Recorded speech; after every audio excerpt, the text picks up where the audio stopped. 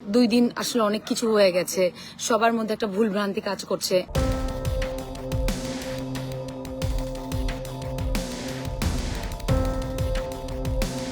মানিকগঞ্জের ঘিওরে পুতুলের বিয়ে নাটকের শুটিং সেটে ঘটে যাওয়া অপ্রীতিকর ঘটনাটি এখন সবিজপাড়ার টক অব দ্য টাউন।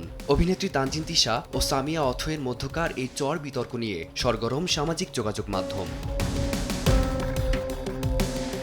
মঙ্গলবার বিকেল 4:30 আচমকায় ফেসবুক লাইভে এসে কান্নায় ভেঙে পড়েন অভিনেত্রী সামিয়া অথই। অভিযোগের আঙুল ছোট পর্দার জনপ্রিয় মুখ তানজিন তিশার দিকে। অথয়ের দাবি, মানিকগঞ্জে শুটিং চলাকালে তিশা তাকে সজোরে চড় মেরেছেন, যার ফলে তার শরীরে মারের চিহ্ন রয়ে গেছে। তবে তিশার পক্ষ থেকে দাবি করা হয়েছে, যা ঘটেছে তা কেবলই চরিত্রের প্রয়োজনে। এর একদিন পর বুধবার মধ্যরাতে তানজিন তিশা পরিচালককে সাথে নিয়ে সামাজিক যোগাযোগ মাধ্যমে লাইভে এসে বলেন, অন্য অভিনেত্রী আঘাত পেয়ে থাকলে সেটা পেশাদারিত্বের সাথে অভিনয় শিল্পী সংঘে অভিযোগ না করে লাইভে মিথ্যা অপপ্রচার করা হয়েছে, যার জন্য সামিয়া অথয়ের বিরুদ্ধে আইনানুগ ব্যবস্থা নেওয়া হবে বলেও জানান তানজিন তিশা। আমি আইনি পদক্ষেপ নিব এটার জন্য।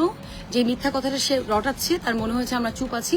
এ সময় পরিচালক রাফাত মজুমদার বলেন, এভাবে অন্য আর্টিস্টের নামে মাদক সেবনের অভিযোগ উত্থাপন পুরো সেটের জন্যই মানহানিকর। ঘটনার আকস্মিকতায় শুটিং পরদিন পর্যন্ত পিছিয়ে লেট নাইট পর্যন্ত টানতে হয় বলেও জানান তিনি। সবাই অবাক হলাম, রমজান মাস, অ্যাডভোকেটের বাসা, ডিরেক্টর বা আমার টিমের জন্য এটা খুবই বাদ। সামিয়া অথয়ের ফেসবুক লাইভকে কেন্দ্র করে অভিনয় শিল্পী সংঘ বাংলাদেশ বিবৃতি দিয়েছেন এই মর্মে যে, কোনো সদস্যের সঙ্গে কোনো প্রকার জটিলতা বা মতভেদ সৃষ্টি হলে সংশ্লিষ্ট সংগঠনকে তা অবহিত না করে সামাজিক যোগাযোগ মাধ্যম বা গণমাধ্যমে প্রচার করা অভিনয় শিল্পী সংঘ বাংলাদেশের আচরণবিধির পরিপন্থী।